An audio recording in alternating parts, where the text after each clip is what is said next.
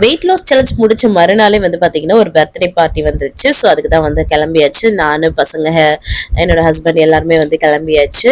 என்னோட ஃப்ரெண்ட் ஜோதி இருக்காங்கல்ல, அவங்களோட நாத்தனாருக்கு தான் இன்னைக்கு வந்து பர்த்டே. ஸோ அங்க வந்து நானும் போயிட்டேன். ஜோதி அப்புறம் மத்த எல்லா ஃப்ரெண்ட்ஸுமே வந்திருந்தாங்க. சூப்பரா ஃபன் பண்ணிட்டு அதுக்கப்புறமா வந்து பார்த்தீங்கன்னா, கேக் கட்டிங்லாம் பண்ணியாச்சு. இவங்க தான் வந்து பர்த்டே கேர்ள். அவங்க பேர் வந்து பூஜா. சூப்பரா வந்து கேக் எல்லாம் கட் பண்ணிட்டு, அதுக்கப்புறம் நாத்தனாரும் அண்ணியும் கேக்கு அள்ளி நல்லா பூசிக்கிட்டாங்க. செம்மையா வந்து கேக் ஆயிடுச்சு. அதுக்கப்புறம் கழுவிட்டு வந்துட்டு கேக் எல்லாருக்குமே வந்து கட் பண்ணி குடுத்துட்டு, அதுக்கப்புறம் எல்லாருமே கிஃப்ட் வந்து குடுத்தாங்க. ஸோ குடுத்துட்டு நம்மளும் அதுக்கப்புறம் பசங்க பாருங்களேன் எப்படி கேக் ஊட்டிக்கிறாங்கன்னு அழகா. அப்புறம் வந்து எல்லாருமே கேக் எல்லாம் சாப்பிட்டுட்டு ஒரு டான்ஸ் வந்து குட்டியா போட்டுட்டு, அதுக்கப்புறமா டின்னரும் அரேஞ்ச் பண்ணியிருந்தாங்க.